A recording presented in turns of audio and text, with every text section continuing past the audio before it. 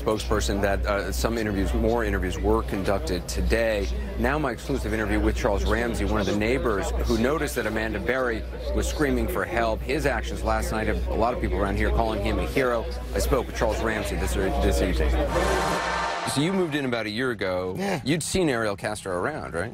When I moved there, only because he was my neighbor. Right. You know what I mean? What was he like? Cool. He wasn't no freak of nature. He was like me and you, because he talked about the same thing you talk about. He talked about you, you know what I mean? You know, regular stuff, bro. So yesterday, what happened? Yeah, you gonna love this. I'm gonna tell it all. Around 3 o'clock, I was on my porch, and the mailman put his mail in my mail. So I looked at it and was like, I gotta give Ariel his mail when he come home. A couple minutes later, he pulled up. He checked the mailbox, grabbed his mail. Before he went in the house, I said, Ariel, here go your mail. And we just had the same conversation when I handed him the mail. He said, they can't get it right. I said, nope, damn postal service. That's it. He left. I jumped on my bike, went to McDonald's, came back home. I'm in my house, but I'm in the living room, and I'm right by the front door, because I'm looking out the front door. And man, this girl screamed like a car had hit a kid, which made me, you know, stop eating. You know, what the hell was that? You know, that. So when I got up, I saw my neighbor across the street. He run across the street, and I'm like, well, I'm thinking, well, where are you going? Because ain't nobody next door, because I just saw Ariel leave. And I know ain't nobody over there. Heard that girl scream, and saw him run across the street. And I went outside and wondered what he was doing.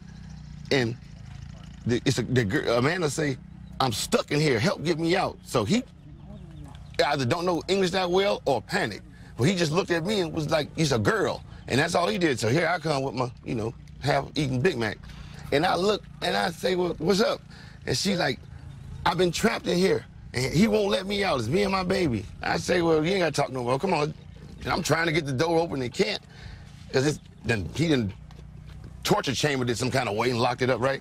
So I did what I had to do and kicked the bottom of it, the door, and she crawled out of it. She grabbed her baby, but threw me off. All right, so fine. I got some girl and her kid. And what did she look like? I mean, what was she wearing? Jumpsuit. She had a white tank top on, rings on, mascara. You know, she was well groomed. She didn't look like she was kidnapped. That's what I'm saying. That's what threw me off when she was like, I'm in here trapped. And I'm like, well, you don't look like kidnapped, so maybe you got a boyfriend problem. But I'm thinking, I know who lives here, and he's 50-something. You can't be the boyfriend problem. You know, he can't be him. Maybe you're dating his son. And you'd never seen her before? Bro. In the year that you'd been there? Bro, man, listen, never. That woman didn't come out the house. The only kids that came out the house were 2 little girls. They played in the backyard. He had 2 dogs. Where I live naturally is next door. My bedroom was upstairs, so when I just hear kids playing, I know it's them. They do the same thing, play in the backyard for a couple hours, go back in the house. Same thing every day. The neighborhood knows them as his grandchildren.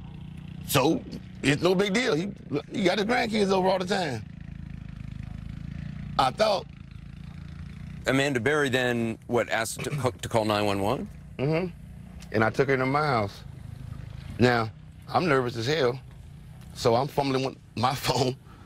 So I finally get it right. She can't wait, and I don't blame her. So what I do is tell her, go across the street and use their phone. Now, we both calling 911. Now, she get through, and I get through. She deal with a moron, me too. You said there were, what do you mean a moron? Idiot. I heard the 911 call for her. Imbecile. And the woman kept being Why do you like, have that damn job? The woman was like, oh, hang up and wait for the police. Really? How about stay on and I'll talk to me until they get there? Right. Coming up, we'll have more of my exclusive interview with Charles Ramsey.